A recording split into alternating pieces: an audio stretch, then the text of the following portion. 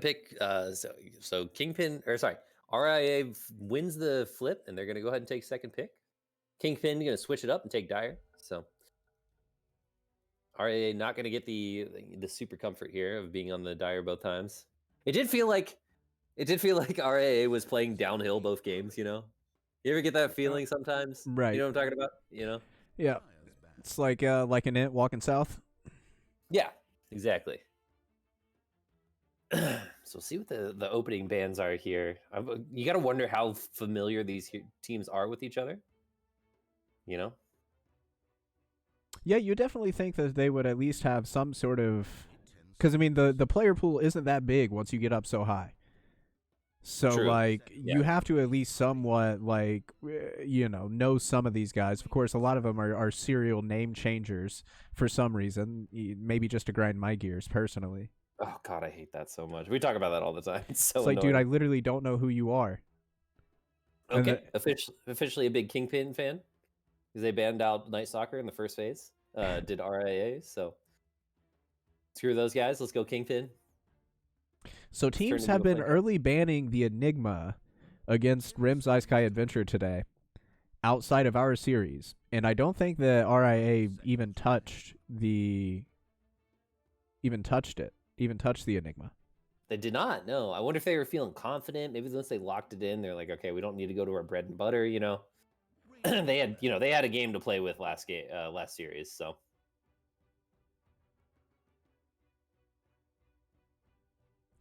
Taking perhaps out they the were. Undying yet again. I feel like the Undying was a first phase ban last game as well. I It think it's was, the yeah, exact both. same Doom Undying. Yep. So certainly not going to let RAA get away with that again. It did look very strong. Wait, so that was a RAA Kingpin game we were warming up to, right? It must have been. Maybe. Okay. Anyway, I don't yeah. know, So dude. these teams have seen each other before today, though. Is the point? And they Okay. take out the silencer. Interesting. They take out Interesting. the silencer, crucial. What if they just have like Kingpin could just pick Enigma right here? They would have to play it into a Rubik though. So we'll see. Tiny.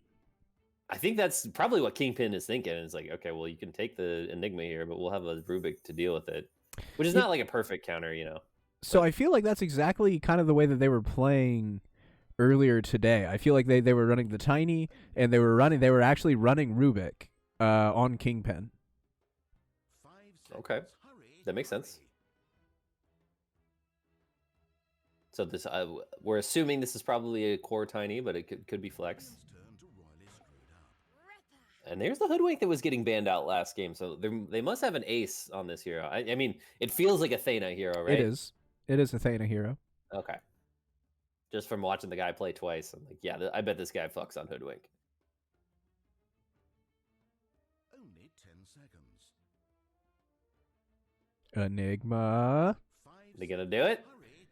Enigma. I'm still trying to figure out the Night Stalker ban. I guess it sucks to play Enigma into Night Stalker, but not necessarily. Yeah, no, that sucks. That makes sense. So two bans, it makes sense there, but we'll see if they do it.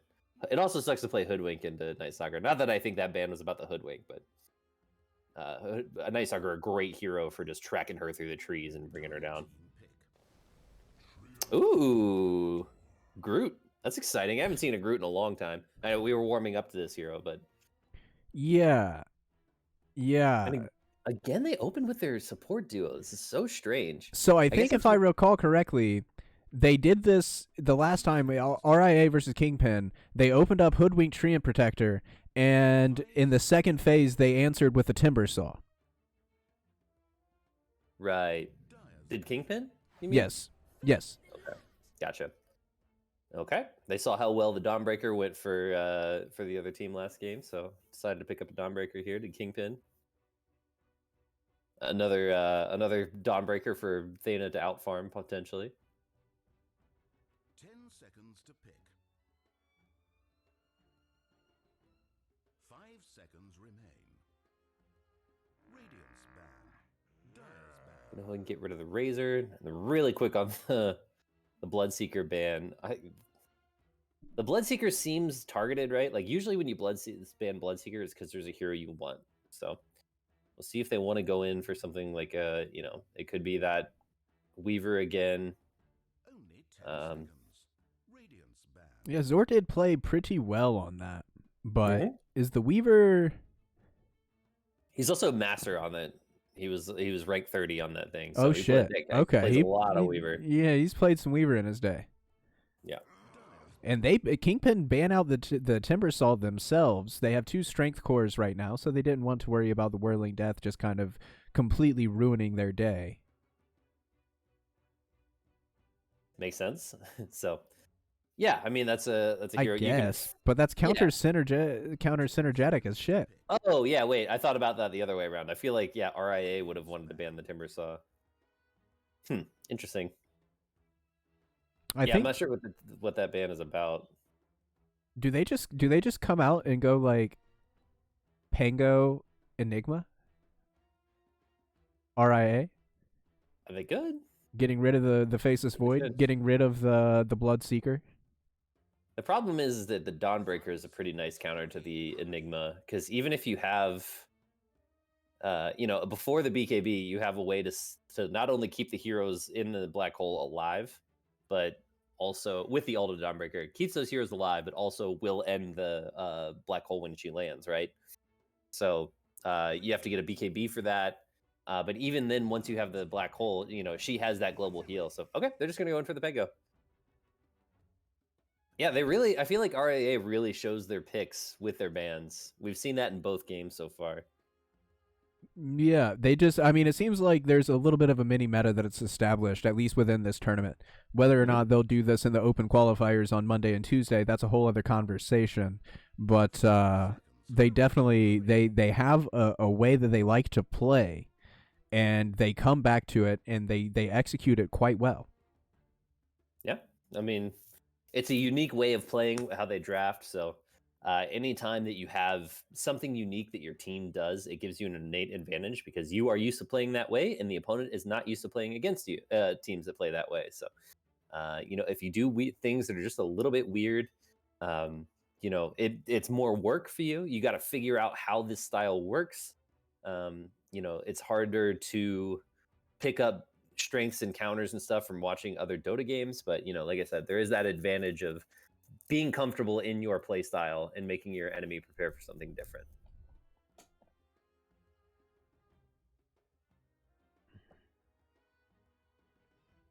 Pretty fun to see Groot here. It's a hero we haven't seen in a long time, other than, like I said earlier. Okay. It's a hero that can stop Pango in his tracks in his ult. So I imagine it's a response to that because I don't see anything else here that screams Winter Wyvern to me. I guess we wanted to hunt a tree and protector with flying vision, but 5 seconds remain. it does limit the carry options a little bit for RIA. So as a Beastmaster player, a hero that I've never liked playing against, fuck Winter Wyvern. Radiant team are now picking. Legion Commander. And they go to the Legion Commander. So that means that one of the two, the Tiny or the Dawnbreaker, is going to be a support. Yeah, almost certainly. I mean, I guess they could last pick their another support, but unlikely. Looking at it, looking at the game here, I imagine we're going to see a 4 Tiny and an offlane Dawnbreaker, but it wouldn't be too surprising to swap those. LC also an interesting pickup. I wonder what happens if you duel a rolling Pangolier. Does he just like roll off into the distance, like unable to control himself, and you just run after him on an LC? I think I've seen that, and I think that's exactly what happens. Okay. I'm not sure that's good. We'll see. I guess situationally it could be. Ooh, an Ursa. I like this response because there's not many carries that can hang and bang with a Legion, and this is one of them. He can get out sustained, but if you want to square up on an Ursa, good luck. There's almost no heroes on Earth, or I say on Earth, in Dota, that can hang and bang with an Ursa in a man fight, and Legion is not necessarily one of them.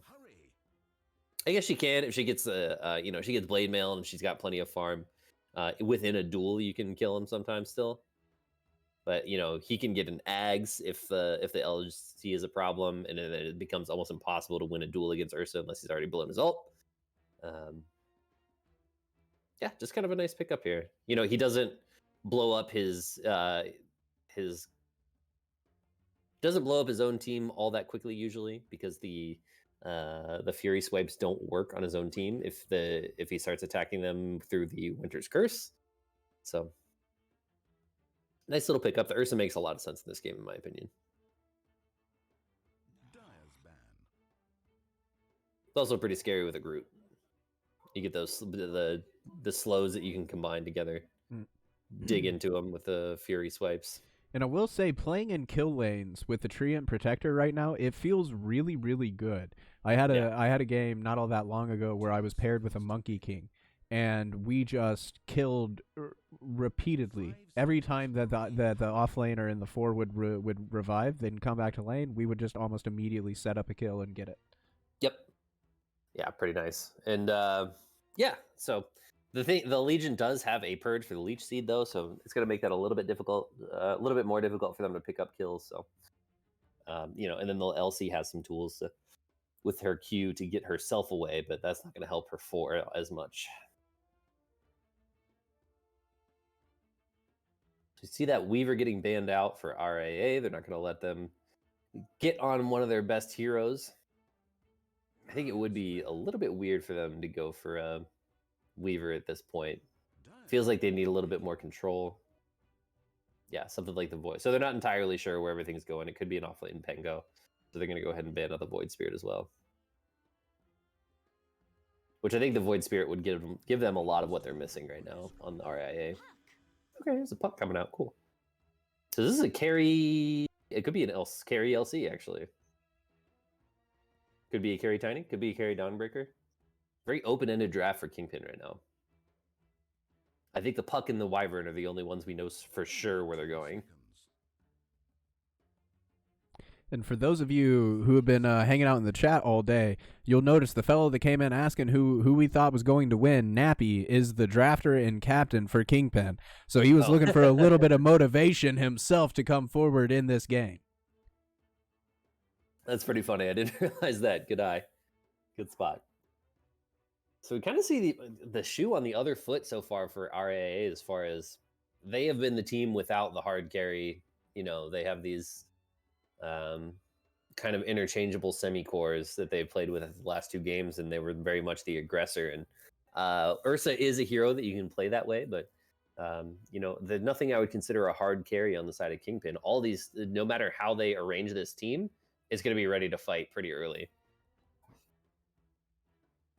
Let's see if they match in kind with RAA. And it could be like kind of a natural count, because they have been doing like dual semi carries on the side of RIA with their side laners. So, Ooh, they go Axe. That's fun. What do you think of this Axe pickup? It looks rough to me, to be honest. It looks like a hard Axe game, because the Puck is obviously very difficult to get a hold of. Legion Commander is probably not going to blow herself up if you blink in, and I guess if she has a ton of damage, but at that point, things aren't going all that great. So there's nothing I see from King. Like Axe, I feel like is one of those heroes you usually pick when you're like, okay, there's a PA on the other side, and you want to blow his own ass off or something, or like somebody that's really going to struggle in lane against Axe. I don't see anything that screams out on the other side there. So we'll see what they do with it. I mean, he does provide, I like that he's tanky and he provides lockdown, and with an Ursa on your team, even I think even his W can be fairly effective in fights. So okay, it'll be fun to watch. It'll be interesting to see how they play it. Maybe they thought it was a Legion Commander carry, and they're like, all right, we can't lane anything into it. Let's just cut waves and we'll get fat and play the game after the laning phase. This is going to be a carry Dawnbreaker, dude. Okay, yeah, the same thing. Like, that's a really strong laner, right? Like, what are you going to pick that's going to like really maul a Dawnbreaker, in lane? So, maybe they're just going to fuck around with creep manipulation and get behind the creep wave and behind the tower and just try to get theirs with the Axe. It's like Perhaps they were thinking in the more the way of a centaur, but you don't want to pick a centaur into a puck or an LC. So even the winter wyvern, it's kind of rough. We got to mention the winter wyvern. We've seen this combo before with the dawnbreaker, right? It was if you get a decent alt with the winter wyvern, then you can bring the dawnbreaker alt in on top of it and have that instant stun ready to go. And that's something that the Dawnbreaker really, really likes to have on the team is a good setup stun. Something that you can, it gives you, because it takes you time to come through on the Solar Guardian, and it's really, really hard to use that as the initiation tool. Yeah, and we can consider the puck as well very good for that. You know, you can kind of force them into a certain situation with the puck alt, where they don't want to, you can kind of like the Dawnbreaker alt is not going to cover the entire ring of the Dream Coil, but you can set them up so that the team has to like the Dream Coiled heroes have to like run back into your team to avoid getting stunned by the Dawnbreaker and something like that. So it can be very scary combination here.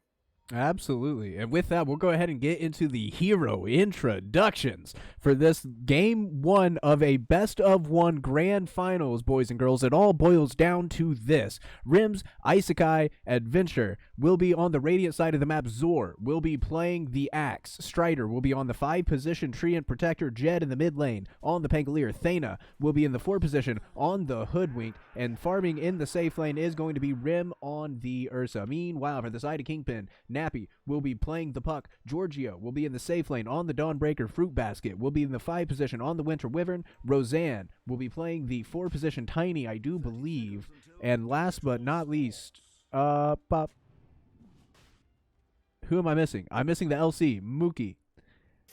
Mookie will be playing the Legion Commander. I care about you all. I will get all of your names. I promise me.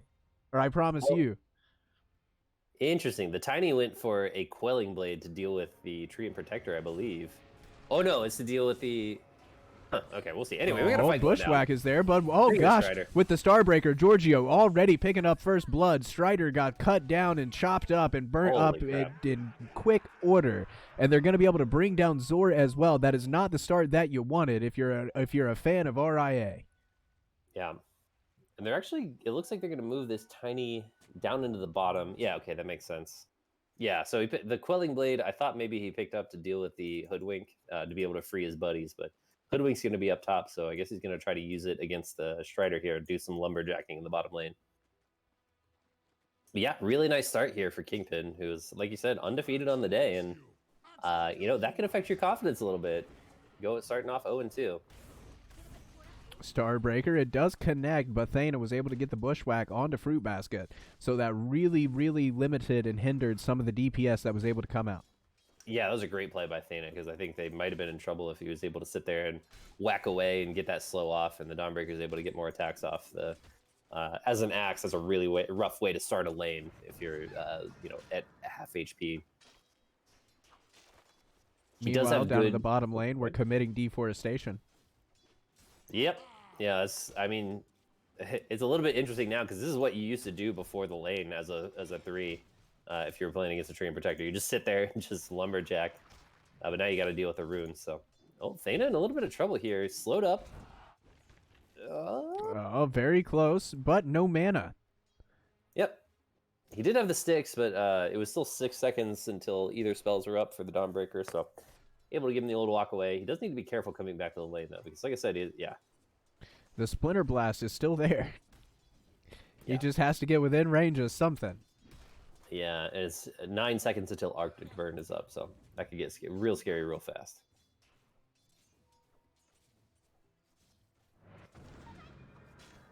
Jed doing a nice job in this mid lane so far. This is a matchup you would think would favor Puck pretty heavily, but that was close.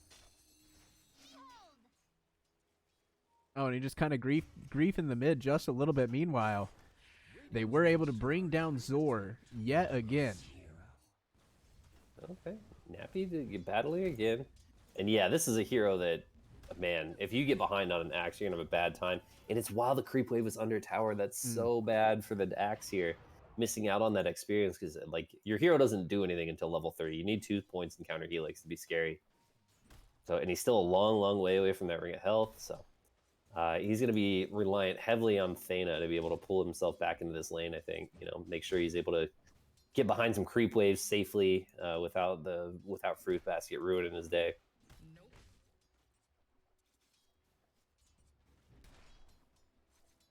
See, Nappy was able to recover in the mid lane a little bit. He was getting abused there for a while, but able to force the Pangolier to go find a bounty room in order to fill up his bottle after getting the after Nappy was able to get the other rune, water rune.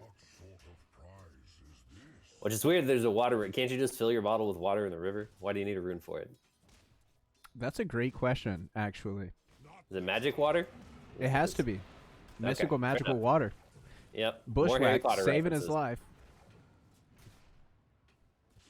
Oh, and now they're gonna go in on a Fruit Basket. Fruit Basket. Taking a lot of damage. Oh no! Oh no!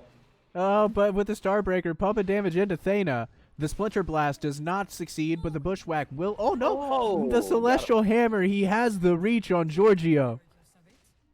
Yeah, and Dawnbreaker's going for a really strong laning build as well. He's going for a Bracer into Soul Ring, which he can buy right now if he wants. I'm not sure what he's waiting on, but that is going to be a lot of strength. There it goes. So Axe now in position to go get his Ring of Health, but he went for the Berserker's Call to try to get that kill instead of going for 2 points in counter helix. So Dawnbreaker has no reason to be afraid of this duo at this point in the game. Oh, not quite able to get the Battle Hunger off, but like I said, level 1 Battle Hunger doesn't do anything. It's like an Orb of Venom. Congrats, dude. Congrats about your Orb of Venom, dude. Yeah. Gosh, this Axe really is, he's struggling. He's on that struggle bus for real. Let's take a look at the net worth. And actually, he's above the LC, albeit just barely. He is above the LC. Yeah, I think that speaks to the strength of Groot in this lane. Just a really powerful laning hero still is this Triot Protector. So, combining with the Ursa to make it a hard lane for this LC. So, the problem is that an LC... Oh gosh. Oh, look at Nappy. Getting a solo kill in the mid lane before level 6. That's a big deal. Okay, Axe level 4 now. They're trying to go on him, but he's got the living armor, and he's got 2 points in the counter helix, so you can see how much damage the Dawnbreaker took trying to go in on that. And another disconnect, as it appears the Kingpins are having some connection issues. They've had, I think this is their third disconnect of the game. Oh, if you include the draft phase. Yeah. So, pretty nice start for the Kingpins so far. They got both the 2 of their cores. Their 1 and their 2 are top of the net worth, right how you want it to start out. The LC is doing just fine. If your Axe is even with your LC, it's actually he's behind, right? Like this is a hero that needs to be ahead. So, nice. Yeah, like I said, nice start for Kingpin here. Net probs. All right. You see Thana was able to drag a creep wave here behind. He's going to go ahead and take that for himself. We've seen him do quite a bit of work in this series, in the last series. So as a hero, obviously an Axe is very attacking based, but when you got Thana playing on one of his signature heroes, you feel pretty good about that. Him getting a creep wave to himself.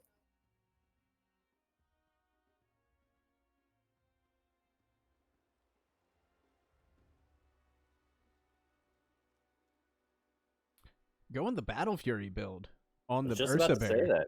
Mm-hmm. Yeah, so what do you think of this? It's interesting. They're getting out of what they did the last series, right? Where they picked these quick cores that we talked about during the draft. So, yeah, Ursa going to go in for the Battle Fury, and that item doesn't do a ton for this hero, especially as far as fighting. So they're really banking on making a little bit of space. Just having the harder carry in the game. If he can get to that 3rd item without his team being too far behind, it should be one of those near auto win situations. But the trick is getting there. So the Axe is a hero that, if it's not ahead, has a little bit of trouble creating space. Usually you want to just farm until you have that Vanguard blink. So we'll see how quickly he's able to hit those timings and be able to join the game. And Pango, as a hero that can fight, obviously pretty early, but without Rolling Thunder, not quite as dangerous. We'll see I assume he's going to go in for a diffusal here. But yeah, I think it's a very brave choice, is what I'm trying to say. They're really counting on the rest of the heroes to make a lot of room.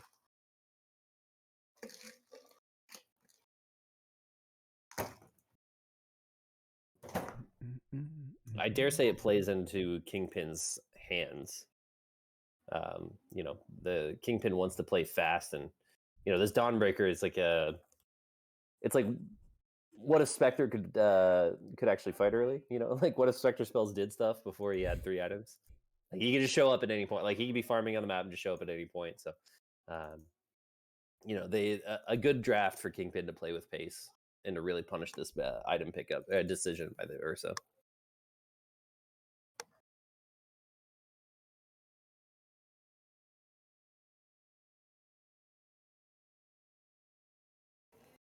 So, Rada, do you still have any authority in this situation, or is it does the authority end with the launching of the lobby?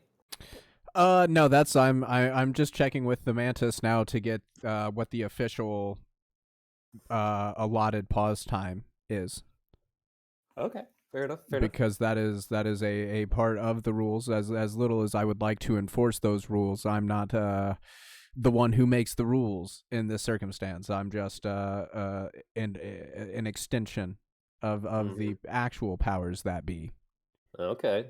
I mean, a lot of those same arguments were made at The Hague in the 50s, but that's fine. We're not going to make those comparisons. I mean, I would hope not, as we're talking about pause time in a video game. But if you want to go there, we can go there. Hey, there's $200 on the line, man. It's important. But yeah, so I they're getting up there in time. The pause started at 9:46. I'm sorry, at 6:46. But as I had a dyslexic moment. Woo! I thought I was going a different direction. Okay. But yeah. It started at 6:46. We were currently at 6:51. So if it is a 10-minute timer, they're literally halfway through the allotted time already. So, and that's without me really doing anything to enforce any sort of punishment for the initial pause. But hey, here we are. We got to reconnect. Oh, good. Oh, thank God. So we got everybody in the game now.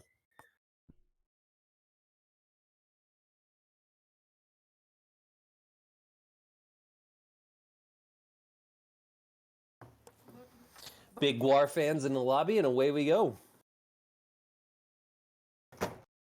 There's no way that reference is going to land with anybody. Zora went in a little bit of trouble, but able to use the Berserker's Call to get himself out of it. Really nicely timed there.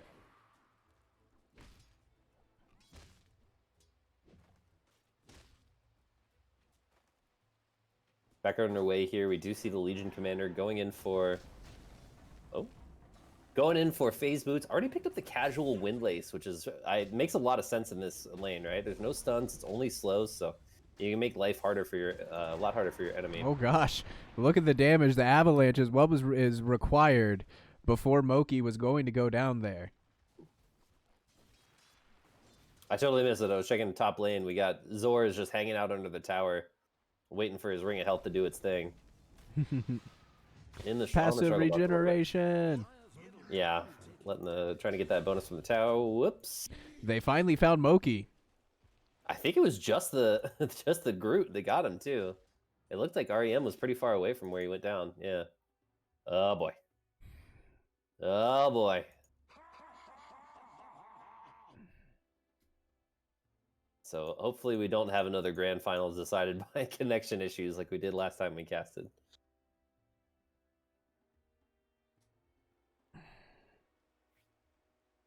Okay, and we're back.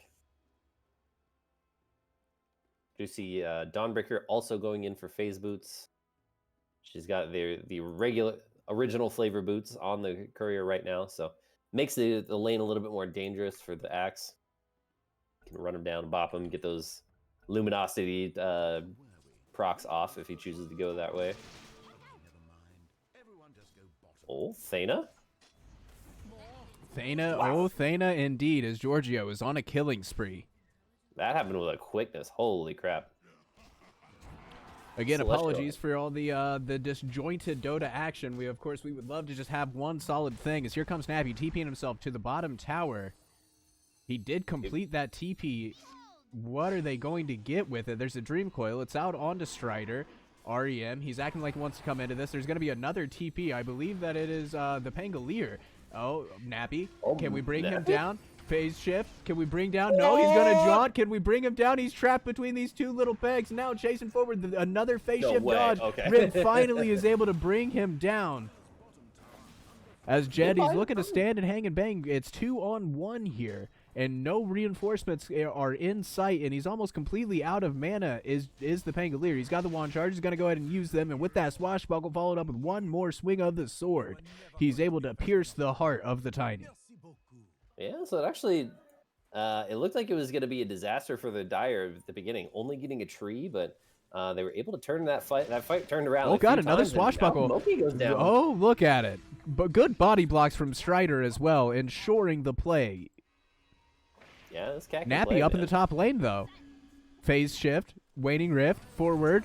As we do, we brought down Zor. It was another Dream Coil was dropped in the production of this movie, but he'll have another one here in just 60 seconds. Yeah, I'm begging Zora to get behind the tower and just cut the wave, man. This lane is too hard. He's got the Vanguard, but even still, I mean, you can guarantee a wave in a camp, you know, if you just get behind the tower with his Vanguard. But can he survive that? Yeah, should be able to. I mean, if his boy Thana hangs out with him, you know, the creeps don't do any damage to him, so you know, you get a ward up, it should be okay for him, but we'll see what he decides to do. You'd have to kill him in a hurry. Yeah, and it Bushwhack does connect. Oh, but the Solar Guardian is starting to come through. No stuns from the backside of it. Zor, he was trying to get a call. He pump faked it. Now he let it go. Just trying to keep himself alive. Starbreaker coming through. The stun is going to connect. Do we have a Celestial Hammer? 5 seconds until Celestial Hammer. The Splinter Blast is enough. Another fruit goes in the basket. Nice call. Yeah, that's rough.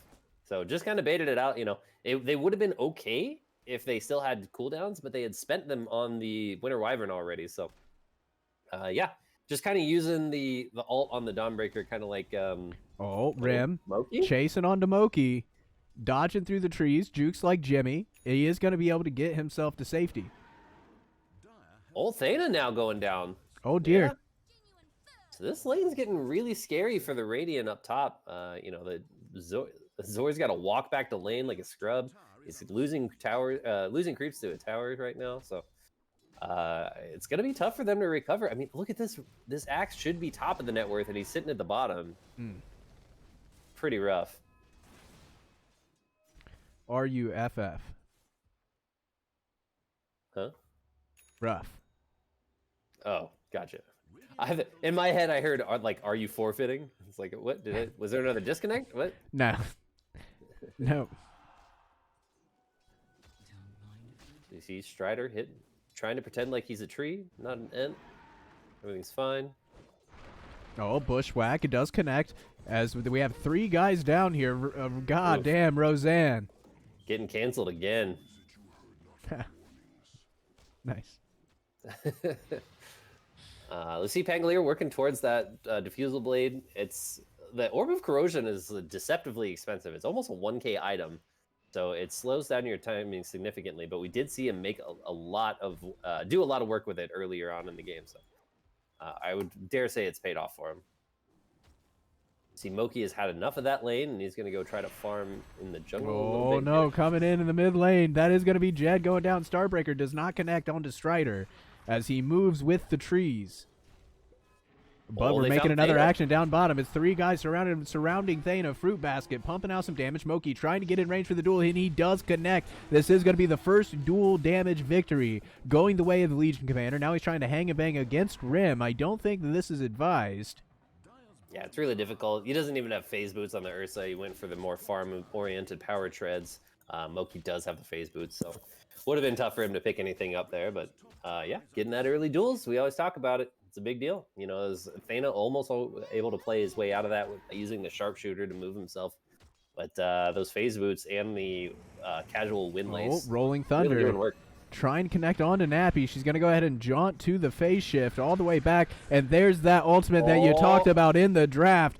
We got the acorn shot bouncing around. Jed trying to get the damage, but another phase shift. Dodging it out. Overgrowth, but it didn't connect onto Moki. Moki still chasing onto Jed. Jed goes down. And down goes Strider as well. Thana looking like she's next to fall as he does a good little bushwhack as well as the healing salve. He might be able to survive this. It's really tricky. He doesn't have Scurry yet, so. Oh, and it's going to be another duel. Back-to-back duels. Yeah. He just survived long enough for duel to come back off cooldown, so he kind of effed himself trying to get away there. Okay, God bless. Zor is getting behind the tower now and farming camps, but unfortunately he's got no friends, and Nappy is now showed up. Nappy is my buddies I play with, but jaunted up, but he's not going to get the spins. Yeah, that's unfortunate. It was a really ambitious play to begin with. He needed a creep wave in order for that to work, and even then it would have been tough. So, man, what a hard game for this Axe. He just keeps trying to make plays to come back into it, and it doesn't work. But, the important thing is that he hasn't stopped trying, Crucial. Sure. I mean, I've had a lot of Dota games where I didn't stop trying, and I still fucking lost, so we'll see if he's able to do something. Still pull a result together. But the good news is he has at least succeeded in making space for Rim, who after farming this jungle camp, he will have the Battle Fury complete. Yeah, sitting on top of the net worth. Unless his courier dies. Unless his courier dies. That was such a big deal, actually. That would have affected this game by quite a bit had he been able to catch that courier. So, very lucky for REM. I don't think he saw it. Oh, this would also affect the game a lot, too, if he goes down here. 3-man smoke up. Rim, he's trying to escape. The smoke is popped. They know there's someone in the area, but they don't have the reach to get themselves on top of the bear. Instead, they're going to turn their attention over towards Strider, perhaps. That's really unfortunate because the Tiny he had a ward, so if he would have led up the hill with the ward, they might have been able to catch him there, and that would have been a massive deal to get the Ursa as soon as he gets the Battle Fury. Oh, Dream Coil drop. We have a double damage rune onto Nappy. That's going to be the Solar Guardian starting to come in as well. The stun's going to be there. No Starbreaker even needed, but here comes the Battle Fury Ursa. Not quite able to really get his hands on any of these slippery heroes.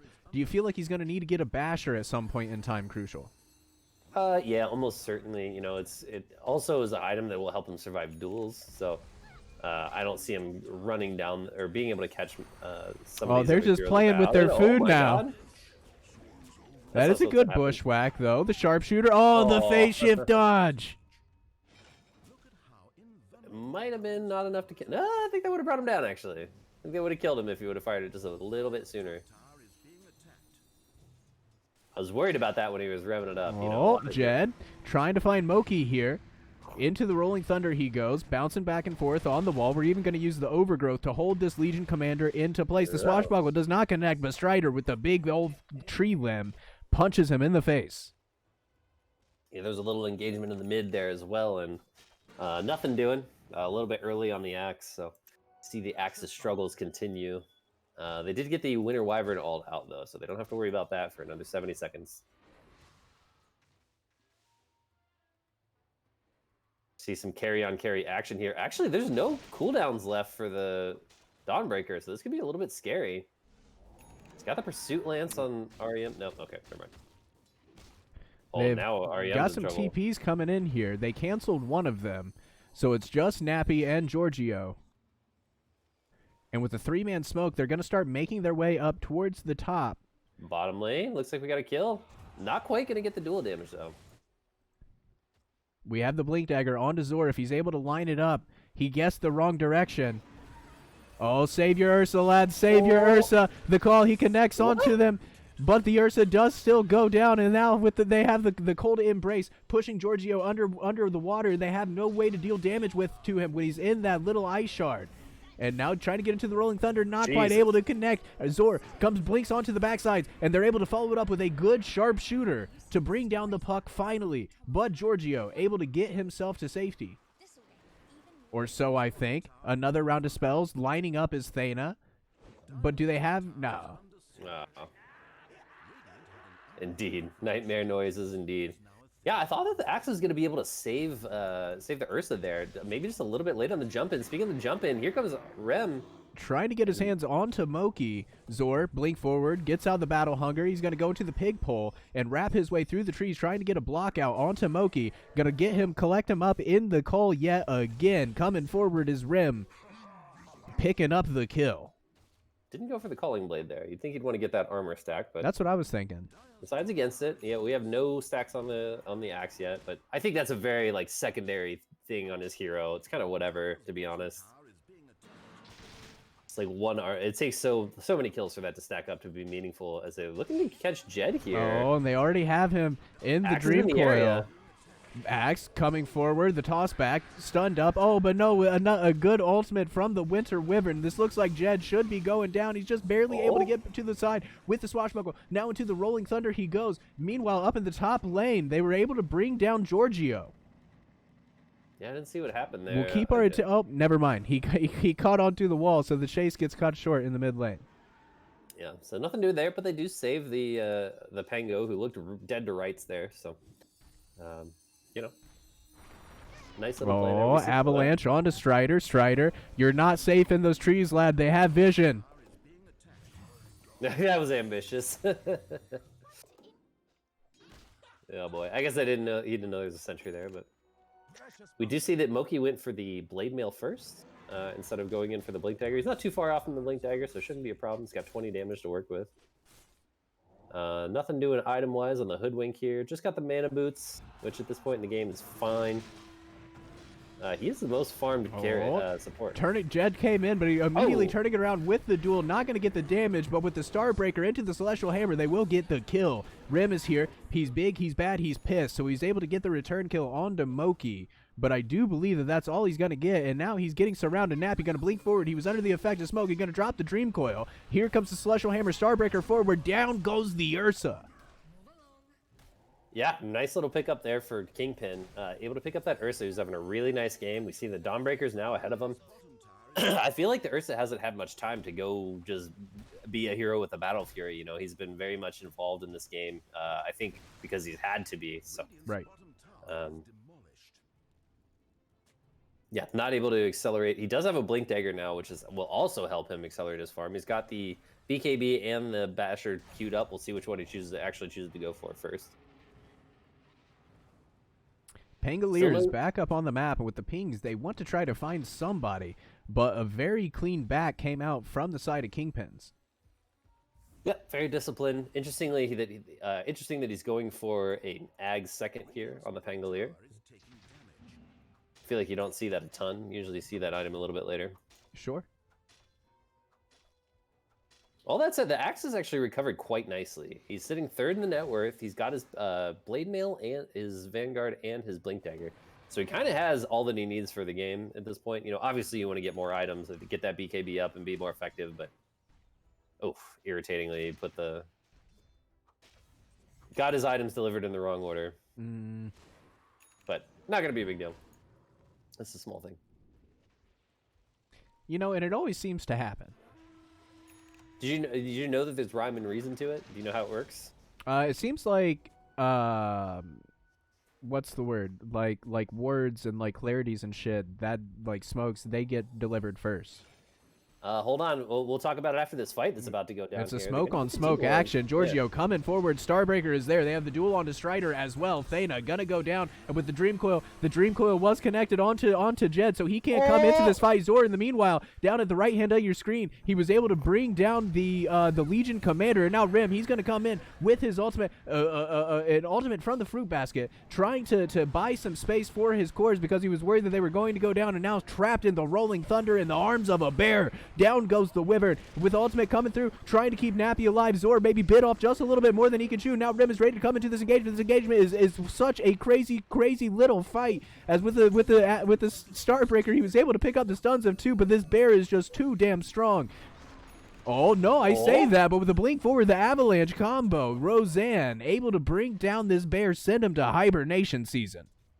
Yeah, so that ends up being a pretty even fight. Actually works out a little bit. Oh, that's right. There was a buyback by the Treant. So A one fight there by Kingpin. It was very, very back and forth. Ends up coming out their way a little bit there.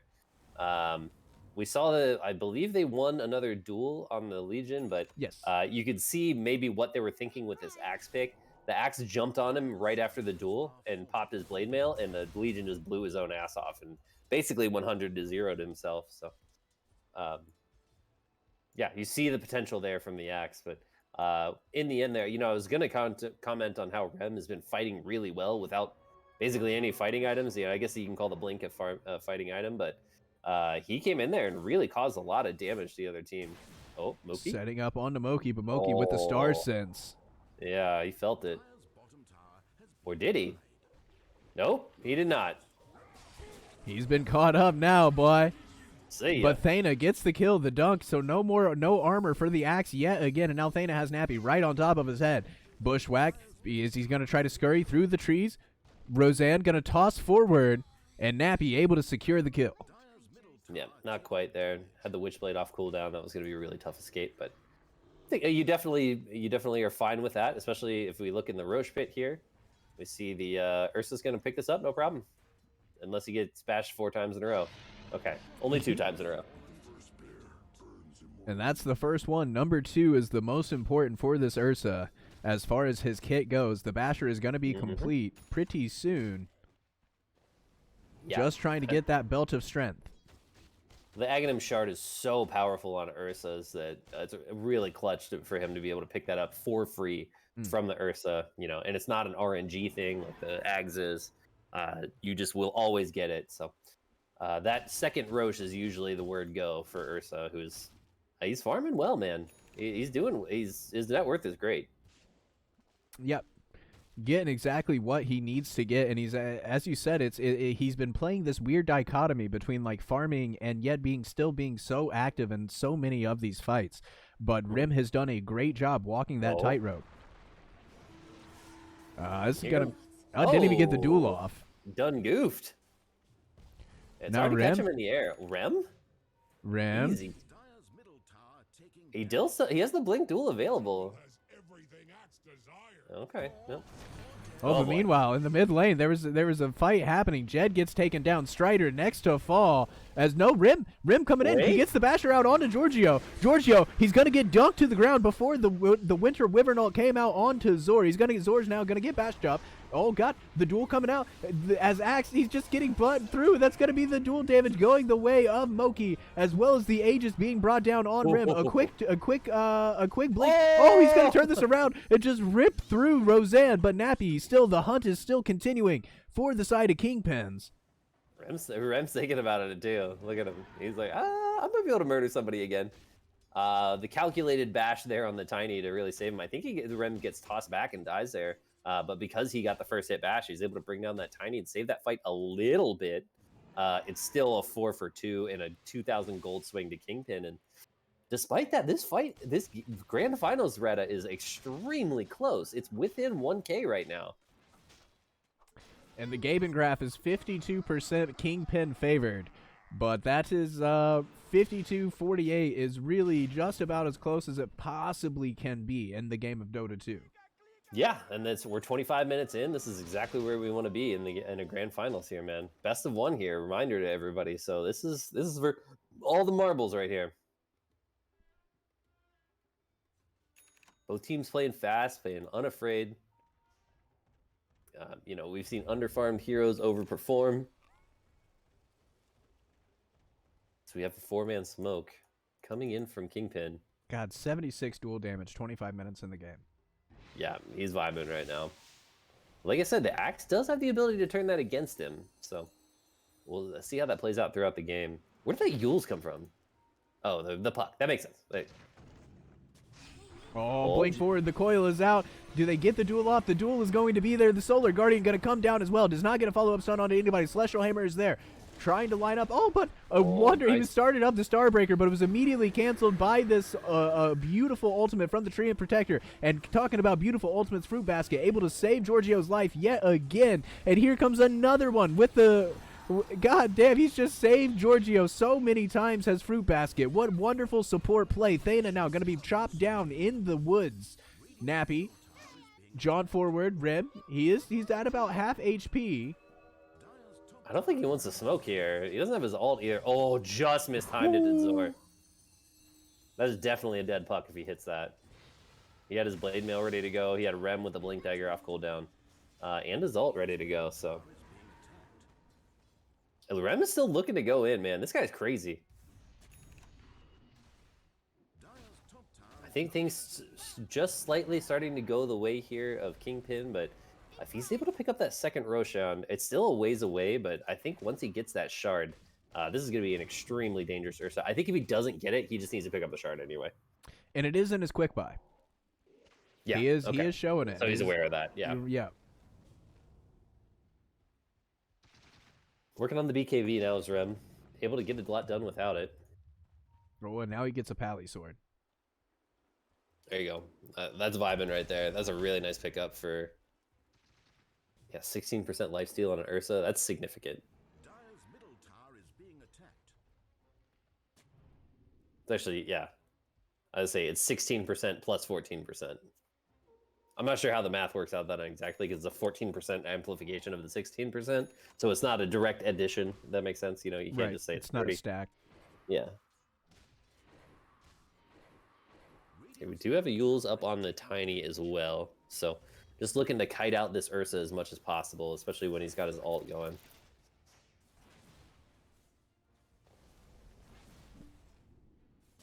See Zorv pushing in the top lane, just being really annoying. It seems like that... Oh, Jed? He might go down again at the very beginning of the fight. They get the duel off.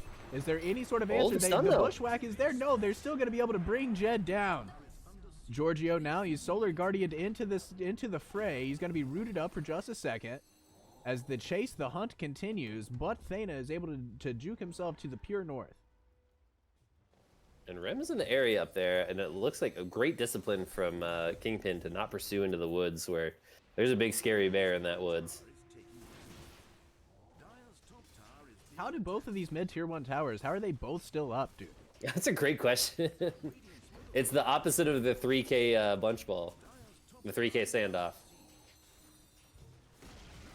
Oh, so close to connecting with the blink call was Zor. But now onto the backside, Giorgio, able to use the Starbreaker to rip through yet again Thana. And Nappy on the backside, pumping damage out into Zor, but we have dueled up the Ursa Bear. We dueled the Ursa Bear, the damage going the way of Moki. He didn't ult. Oh no, if the Ursa ults there, it's no problem. He's able to rip through it. He also got the BKB off cooldown. That is unfortunate for the Ursa. Oh no, onto the backside yet again. They have found Jed. Jed down for 53 seconds, and this game has just been ripped wide open. Yeah, I'm sure we'll see it reflected in the graph. Yep. Just falling off the cliff there is the graph. So, yeah, I mean, this has completely changed the dynamic of the game. You know, 5 minutes ago, we were talking about how incredibly even this game is, and now it's, you know, it's only 5K, but the lead is significant. There's the unspoken net worth of the 132 free damage on the LC. They just seem like they have the initiative right now, too. I mean, they're starting every important fight by Jed just dying for free. So they got to find a way for RIA to start these fights a little bit differently. Oh, no, and now they have found Strider. He thought he was safe amongst the trees. Oh, boy. Yeah. Down goes Aragorn. They're going to check Roche, but he's not up for number 23.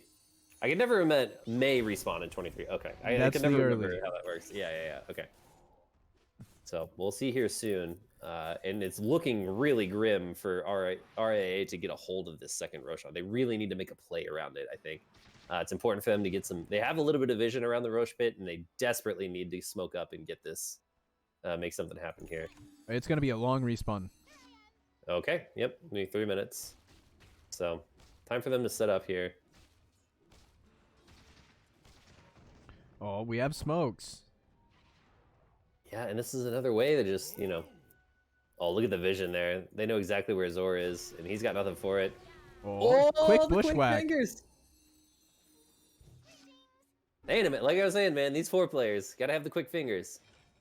It's the only way to survive.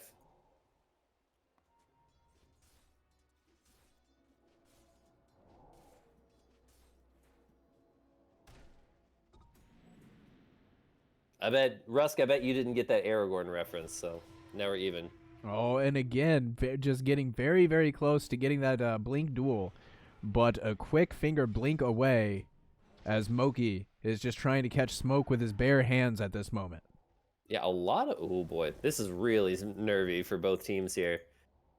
Strider should have vision on these guys, I believe. Rim gonna blink forward, throw the BKB, and just rip through that Wyvern. We're having Dragon for dinner tonight. And there's gonna be the duel, but the duel has been disjointed. It's been disjointed by this Rolling Thunder. Moki's gonna go down. The 3 have dropped.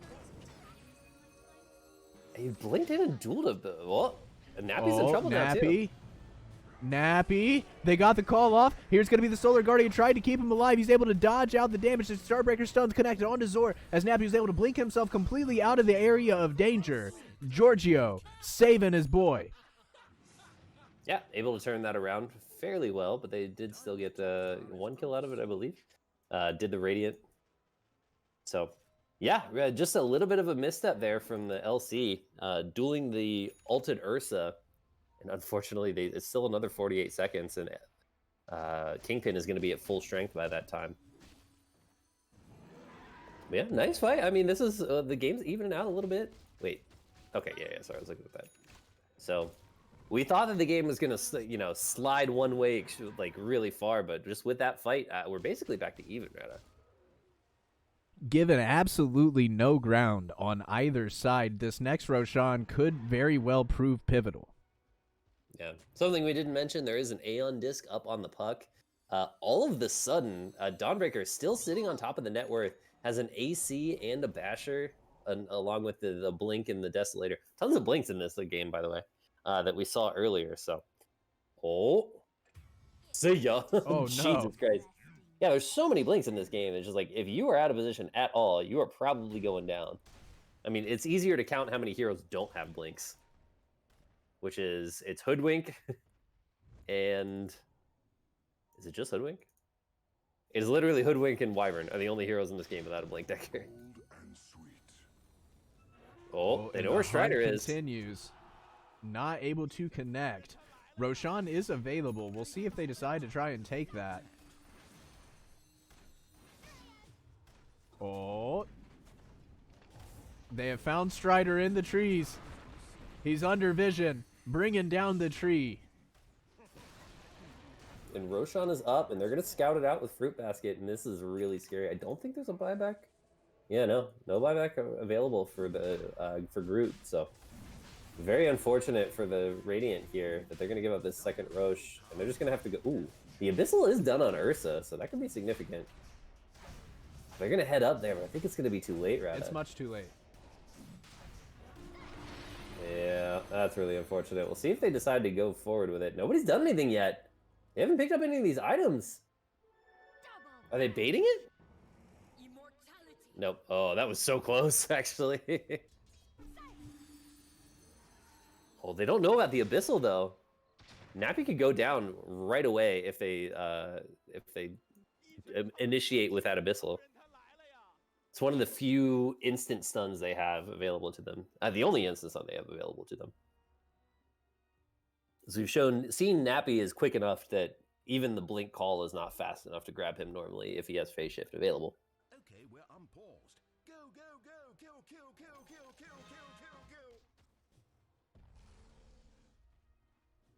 Let's see. Up to 160 damage now on the LC. He's got a Heaven's Halberd ready to go. See the Force Staff up on Tiny as well as the Winter Wyvern and the Glimmer Cape. So a lot of ways to help out their team there. Just picked up a Ags on Theta. That's his first item after having an Aether Lens. So a huge investment into that item for the from the 4 position. So this Ags is going to have to do a lot of work.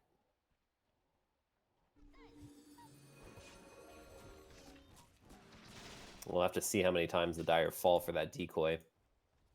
Can be fight changing. Tiny, interestingly, going in for an Ags. I feel like the Tree Volley is not going to do that much damage if you don't have damage items, but I don't play a ton of Tiny, so maybe I'm wrong there. Yep. Dawnbreaker has a Hex queued up next, interestingly. and has the money to buy it. So we'll see if she buys that out as soon as the Aegis is done. Radiant's top tower is Ooh, being 2 Starbreaker charges, brutal. Yeah, level 25 on the Dawnbreaker now. This hero is just massive. has been denied. I don't think that I've seen a Dawnbreaker get this big relative to the rest of the game. Tower is under siege. And now the siege looking like it's going to be coming onto this bottom tier 2 tower, as there is a little bit of mirrored movements. Starbreaker not going to connect. And now we have rainbows of TPs. This is going to be a big Whoa. fight, my friends. Zor onto the back lines. Trapped up into this fight with Giorgio. Giorgio, holy shit, look at the damage from that Starbreaker. Meanwhile, they were able to find the Pangolier, bring down the Pangolier. The ultimate coming out onto the Ursa. The Ursa still cannot get to this fight. They've just split this up so damn well, making it impossible for these heroes to defend their friends. Yeah, and it split is a great way to describe what that was going on in that fight, because I couldn't even tell. I didn't even see the axe go down, but it's breaking out again. Oh, here we go. Rolling Thunder finally actually able to be used. Jed is trying to get whatever damage he can in. He's going to bounce off the wall, run back right into the Legion commander. A good Yules. The Yules to save the Legion. The sharpshooter, though, to follow it up, they do bring him down. Meanwhile, Yeah, they brought the Aegis out of Giorgio. Giorgio now going to go godlike on Strider, who had bought back. If they're able to bring down Jed, that would be another buy dieback. That's 105 seconds without this Pangolier. The damage now coming out onto Thana. They do fall for the the hoodwink. The decoy, yeah. And Rem's in trouble here a little bit. Oh, blink forward. The Yules, they have him trapped up. He gets the ultimate off before the avalanche came through.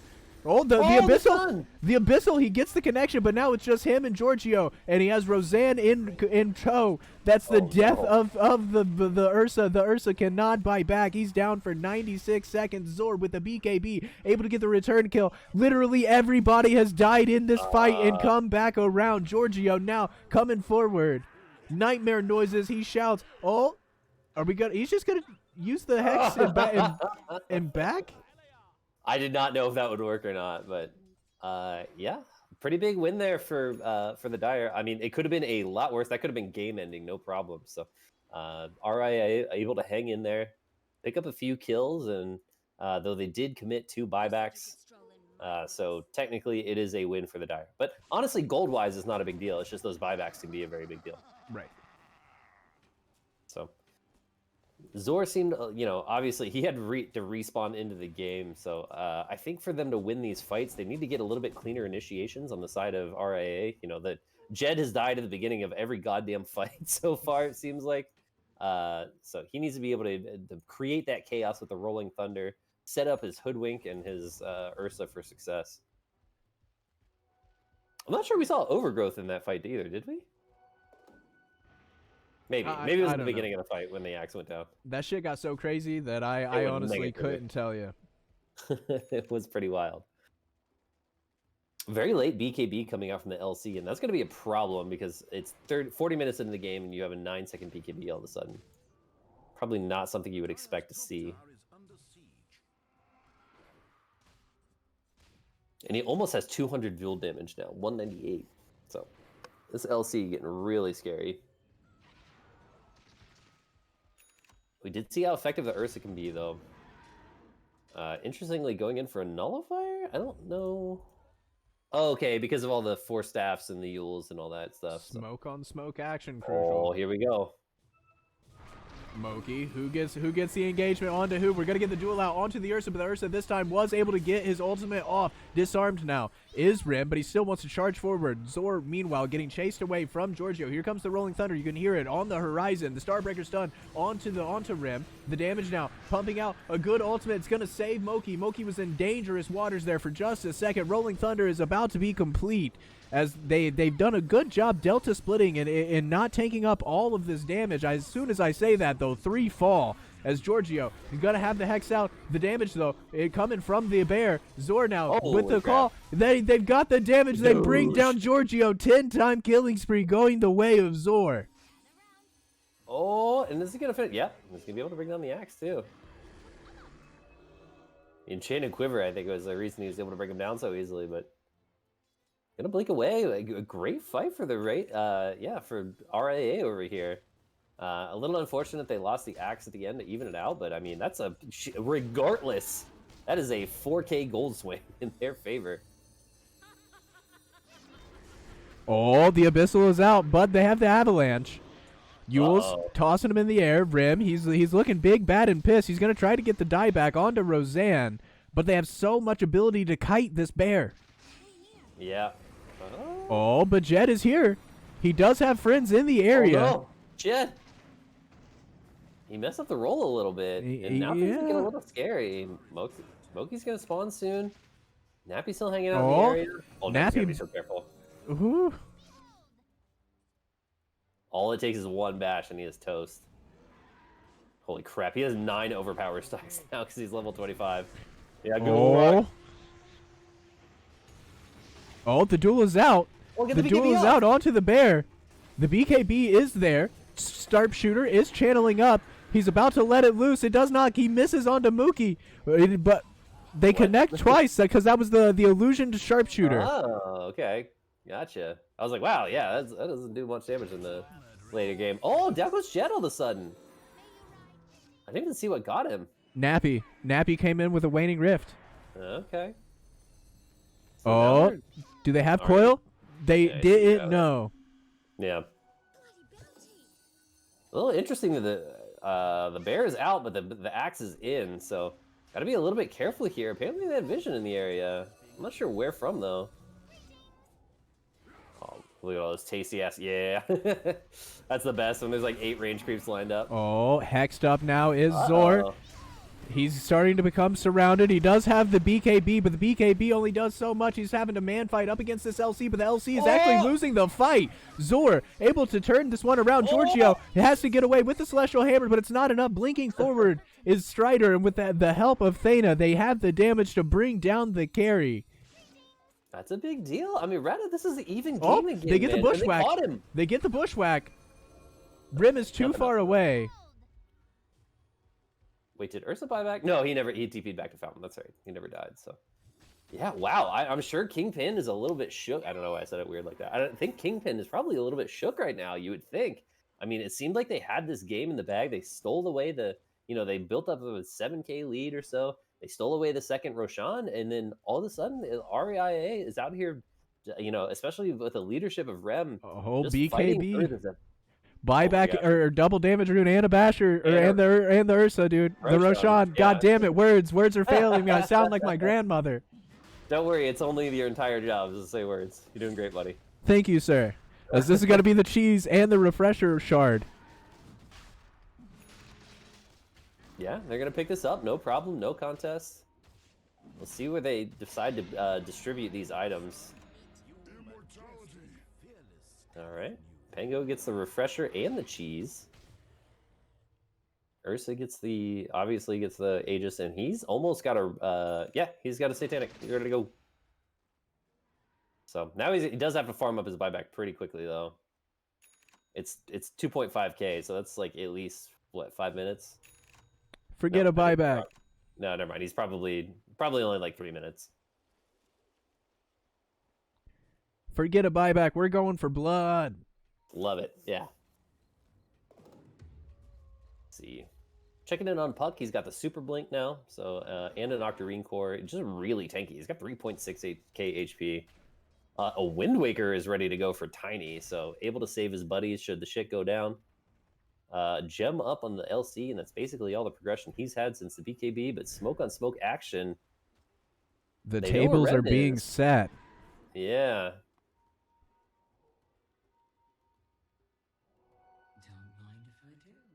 There's so much on the shoulders of Rem in these fights. I mean, he is the carrying the truth. Giorgio, they have found Giorgio. The Abyssal Blade is out. He's held down and ripped to pieces.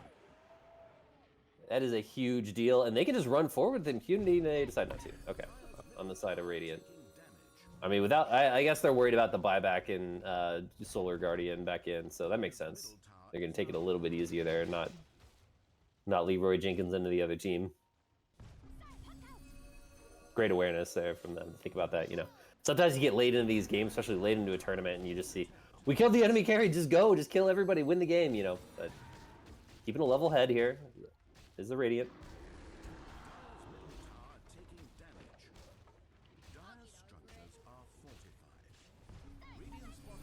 It's funny. Even with the Abyssal and the Satanic, he has less HP on the Ursa than the than the Puck. That's how much HP they oh! Rim. He Leroy Jenkins his way all the way back into the back line. The duel was kind of disrupted as Rim, he still stands tall. Into the ball goes Jed. He's pumping the Rolling Thunder. He's actually going to let it out. Jaunting to the ward or to the orb. Oh no! A good ultimate coming out from Fruit Basket. How many times have I said that in this game? Oh, he gets the cheese. He gets the cheese off to Jed. That's a huge deal. There's no big Oh, left, Rim. though. Rim, he is going to use the Satanic to lifesteal his way back up. Moki being brought down very, very low. Oh, the toss back. Avalanche and the toss back onto Rim. Rim does still have the Aegis of the Immortal. Meanwhile, he has the other cores have been isolated and separated by Nappy. They're making this fight dirty and nasty and making it very, very difficult. And now here comes the Dawnbreaker with the Solar Guardian back in. The Yules maybe timed it perfectly. The Starbreaker, that's going to be the dual damage going the way of Moki. The first time I feel like that's happened in quite a while. But look at this. Look at Zord just standing tall against them all. And now Rim is back. Buyback from Strider. Jed still, he's coiled up. I feel like he's not been able to join into this fight for so damn long. Did he kill the Puck gets the kill and the phase shift afterwards. And now Rim, he's left isolated. Oh, the damage onto Giorgio, pumping through, just ripping that boy to shreds. He's gonna buy back, TP himself back to the fray. Oh, the Starbreaker, the stuns connect, silent stun. No, the Ursa's gonna go down. And now the game is completely even again. Oh, but Strider, the killing is not done. They have found themselves Strider. They're going to come forward. This poor man, he cannot get away. Down goes Groot here. And yeah, just a bonkers game, man. I mean, I guess it's a win for the side of the Dire, I guess. Yeah, I suppose it is. But, I mean, there's just so many kills. I'm sure there's no way the fight recap kept track of everybody that died there, so... we'll see what the buyback status is, because this game is just getting out of control. It looks like Radiant mostly has theirs. They're holding it for the perfect moment. You're going to see the fort come out. And the Dire really bravely use their own fort to keep their creep wave alive. That's some spooky stuff. That might be something that will come into play later in the games. We're going to come forward, put the coil out. Oh. We have found ourselves the Hoodwinked, and we get the dual damage to boot. He's approaching free rapier territory. They're just going to keep going. There is another fort here. We'll see if they decide to use it. Yeah, and that's pretty smart because, you realize they're not going to want to use the buyback at that point in time. Right. Yeah, so they tried to force out the buyback, but they forced out the... the tier 2s were up, so there wasn't any possibility of getting more structural damage. So pushing the tier 4s there forces out the fort. As we see this gigantic Puck just going in for a Dagon because he has so much gold. He's top of the net worth now, Rada. Carry Puck, coming to a pub near you. Why not? The rules of Dota no longer apply. Nope. I feel like if they could somehow catch Nappy early on in these fights, the Dire is going to crumble. And, like I said, the Radiant are just so reliant on Rem at this point in the game. It's really difficult for them to bring him down. He has so much of their damage. He's even a lot of their lockdown at this point. The slows and stuns coming out from the Abyssal Laden Earthshock are a lot of what this team is doing right now. Did he just buy another item? Okay, no. He's trying to get to level 30. Enrage provides half benefits to allies with... Jesus Christ, that's really good. Okay, so that's quite probably solid. the timing that they're aiming right now. Is for the level 30 on the Perseverance. Nope, they're just gonna Rainbow at in. TP's down here. Thana, Bushwhack is going to connect onto Giorgio. Followed up with the call. Do we have the damage? Do we have the damage to bring him down? And yet another good Winter's Curse coming out from the Fruit Basket. Rolling Thunder in the area. Now it's going to connect onto the Fruit Basket. Fruit Basket gets spilled over, tipped, and smashed into Applesauce. Phase shift. Surely he's going to get himself out. Not quite able to time that to disrupt the blink. The stun connected. There's an Abyssal on the Pango now, too. The big deal, as we see a duel at the bottom, but... into Thana, but what? You're not really getting the damage in here, boy. Yeah, what the fuck just happened there? I'm not sure. As he's gonna look for the TP, they get the stun. They get the stun and cancel the TP. This fight may have been an absolute disaster, dude. Whoa. And remember, friends, they do not have fortification.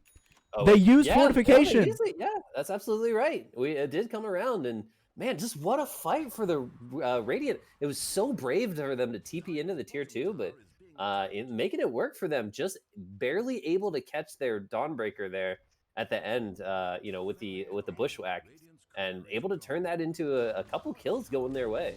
They never actually got the Dawnbreaker, but they got everybody else. Or wait, did the Dawnbreaker buy back? He did. Maybe not for that fight though. I don't remember. Anyway, great fight. Yeah, As we do see a buyback from Nappy.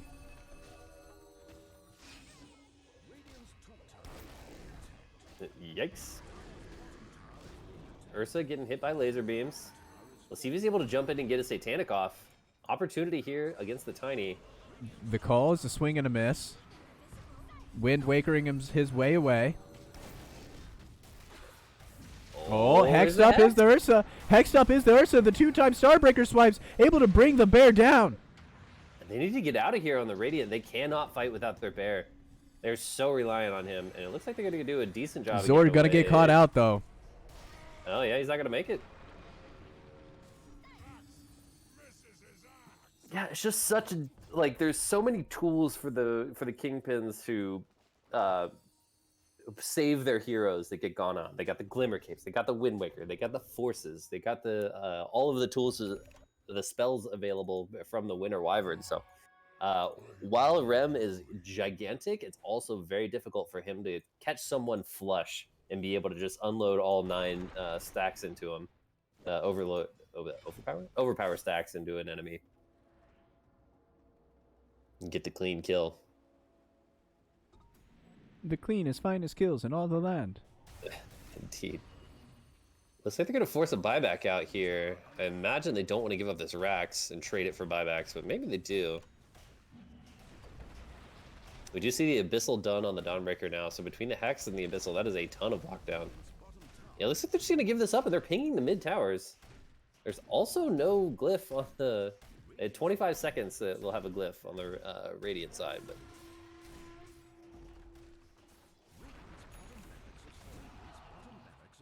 AK lead here. We're getting into silly season here, Rada, because the late game comes a lot earlier when the players are this talented. Right. Like these here, like they're running out of slots here. Like things are getting wild. We got a second Wind Waker on the map, just a casual second Wind Waker. We are on our 4th Roche, Rada.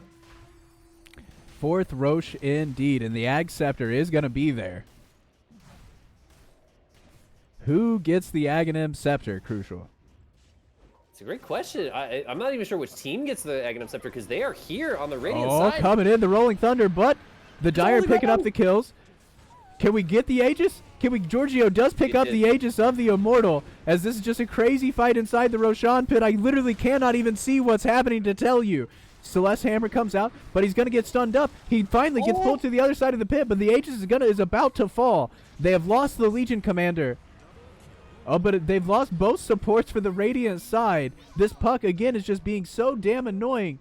Wind Waker forcing himself up and out to the other side. Zor with the call. Did he connect with it? No, but they got Roseanne. Roseanne Wind Wakering yet again to get himself to safety, and now he is going to go down.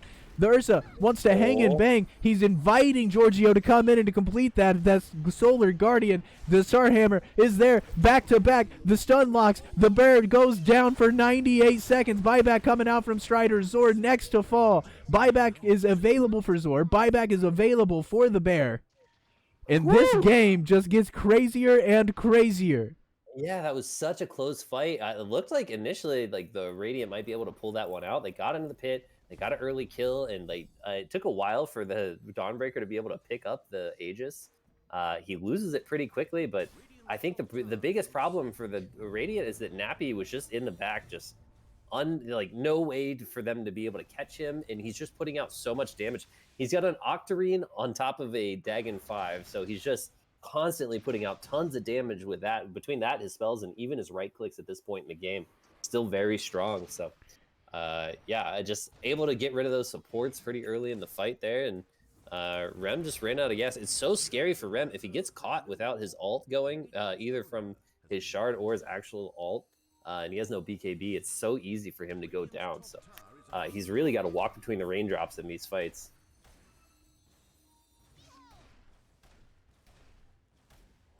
I'm not sure who got the Ags there. I assume it's the Puck that got it. Yeah, it looks like it was the Puck. Yeah, I don't think he had one before. So that is pretty scary. It's a really good Ags, but I think this this might be the last chance here for RIA to stay in this game. Oh, they go ahead and use the coil. The coil has been used. But there's no The coil, they couldn't come in. They couldn't move past. Oh, here they come on the Dire. Or on the Radiant, I'm sorry. Are they able to actually connect onto anything? A good back, yet again, more decisive and defensive go to play. So Jed is so incredibly deep, but he's giving them vision maybe, but he's going to swashbuckle himself to the low ground, but the Hex was there. The Hex was there. He's now strapped in the duel. Jed is about to go down, my friends. The winner, the duel, and immediately he's going to buy back is Jed. Rim now trying to stand, hang, and bang with his friends in the area. There's going to be the Winter's Curse. The damage, not really significant, coming out onto the Ursa.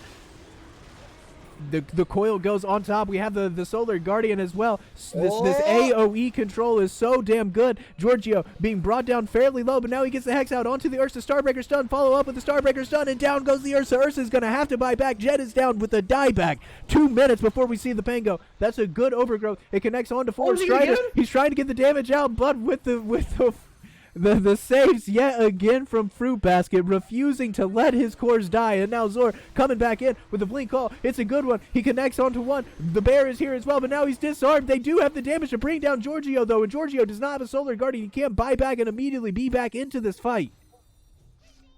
Well, we'll see if this fight continues. I think the Dire want to get the hell out of here now at this point. Yeah, without a carry, without a Tiny, it looks like they're just gonna. Well, I say that, but they hanging around, and I don't know who that fight even favored. But I mean, it's 30K net worth at this point. I'm not sure that five going one way or the other is a big deal. It's crazy that it's a 28K net worth lead, and there's still a 27% chance to win the game for RIA. Yeah, it doesn't feel that big, does it? Like it's Hex is there. They have found themselves the Fruit Basket, who has been causing so many problems for this team. And now, without the saving grace, what else will this team be able to do? They get the breakout onto the LC. Do they have the vision? Mookie is going to go with the BKB coming forward. We do still have a Basher and Abyssal, though, friends. Don't forget about that. Blink on blink on blink. Trying to phase shift and jaunt out of damage. Nappy is going to survive. Loki's still running around here with under Shadow Blade. I can't believe that they're able to stay this close to the Radiant. Like that speaks to how slippery the Dire team is. That they're down, it's 3 versus 2 right now, and they're able to hang in there and play on the other side of the map.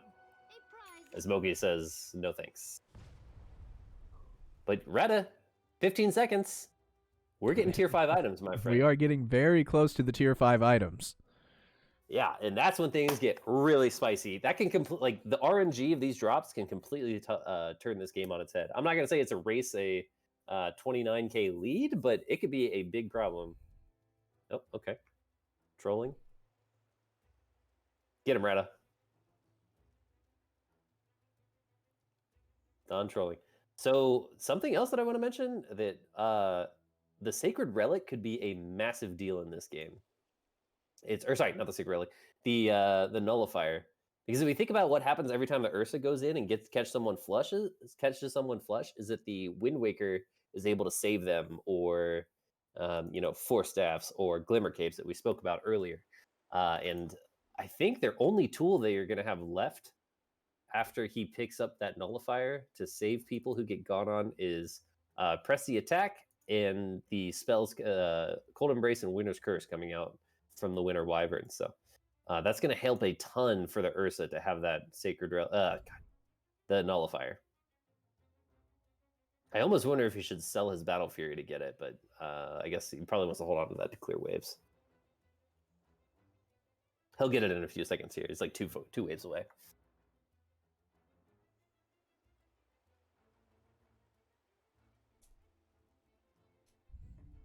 Probably a good time to check buyback status. It's only Dawnbreaker and the two Dawnbreaker, Hoodwink, and Winter Wyvern that are left with buybacks. Though we are going to have one in 22 seconds for the puck, which is difficult. She's got the gold for it, so she's ready to go.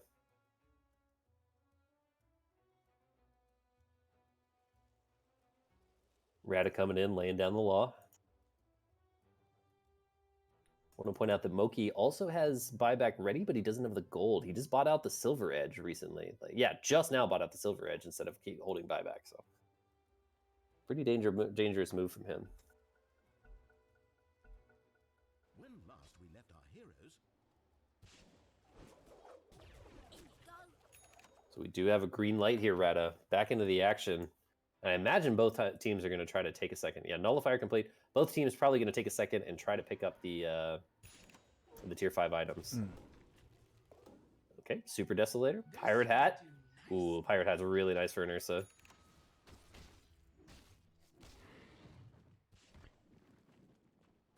gold and sweet.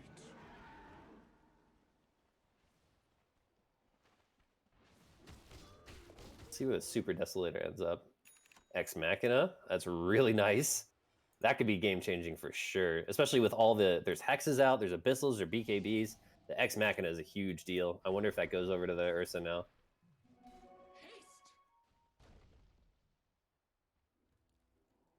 How are we doing over there, Rada? Oh, I'm doing fine, dude. I'm just trying to take in what an incredible game this has been, my friend. Right? What a grand finals. Absolutely. This is exactly what we were hoping for 2 weeks ago. You know, it was just this very tight, very high-leveled game, and we're actually getting the chance to see that this time around. Yeah, I mean, they're packing all the drama of a best of 3 right into this one game here. And maybe that's why it's so dramatic, is because it is a best of 1. There is no wiggle room. There's no chance for you know, well, we'll get them on the next map. Like, that shit is completely out the window. Fallen Sky, Giant's Ring. There you go, Fallen Sky on both sides. Giant's Ring on the dire side there. We'll see who that goes to. Moki might even hold on to it. He's currently holding on to the Stygian. Yeah, Super Deso. Let's see. We got the nope. Oh, Giant's Ring. Okay, yeah, it's gonna be on Dawnbreaker. God, that's a huge Dawnbreaker. God damn. She doesn't... Wait, did she sell her BKB? Did she not have a BKB earlier? I don't know. She's looking to buy one now. Yeah, I figured she's gonna swap it in and out for the Deso probably. Like hit the BKB and then put the BKB in the backpack and use the Deso. You know what this reminds me of? You ever watch that movie Monster vs. Alien? Nope. Well, you should. But there's a girl that, like, she's a monster, and, like, her monster thing is that she's, like, Thana. a giant. Thana, no, he has been caught out. The Starbreaker, follow-up Starbreaker, down goes the Hoodwink. That's 100 seconds. Didn't you know that we are at a ceasefire right now, boys? Bless you. Yeah, thank you. Come on, we're trying to get all these items done. Book of the Dead. I'm not sure how good that item actually is if you don't have a hero like Beastmaster or Lycan to synergize with it, but... Seen a lot of TPs bottom. They're trying to pick up Strider here, it looks like. Oh boy, they're gonna... They are gonna 350 damage now in the pocket of this Legion commander. Just ripped through him so fast. As soon as he hit that crit, it was curtains, man. So with the Super Deso, the Silver Edge, and the casual 350 bonus damage, he is hitting extremely hard. I think that's going to be a primary goal for the Axe, is to get a hold of him without a BKB and the Blade Mail. Oh no, that's death of Jed, and Jed has no buyback. Zor now, he's going to come in, throw the BKB in the call out, trying to get his hands onto this. Oh no, the Winter's Curse. It comes out yet again. Just preventing this damage from pumping out in the follow-up Starbreaker stun. It connects on to 2. Fallen Sky is there, but they're all in their BKBs at this current point in time. Look at the satanic regeneration. This bear is trying to not go out without a fight, but he is going to go out all the same. And I do believe that might just be the game, my friend. Strider, he's going to use his ultimate here. He's going to blink himself away with the help of a refresher. Man, oh god, Nappy! Nappy on the backside. Finding Thana, and they're all down without buyback. They have a Glyph of Fortification available. They are going to go ahead and use it.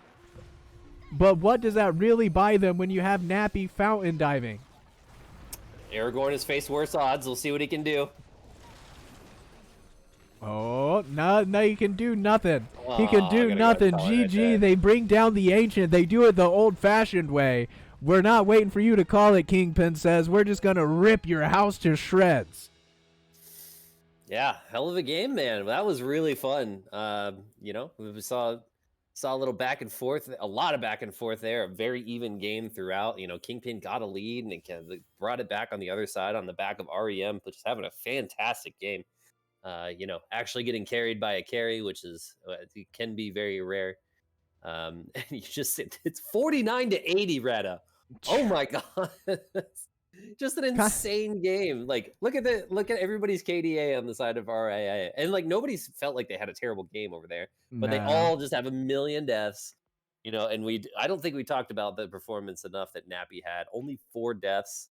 Just I mean, in a game that was just a slaughter, you know, the back and forth. Just to have only 4 deaths is really impressive. And he was claiming that he was having lag issues and packet loss. Yeah, so I mean that's maybe the last hero you want to have that on. So Right. just well done. Like the most damage in the game by a significant margin. It was Nappy. So yeah, just a hell of a matchup we got to cast there, Rada. Dude, absolutely, man. It was a fun day of Dota. This was a fun game of Dota. But yeah, man. And thank you to any of you who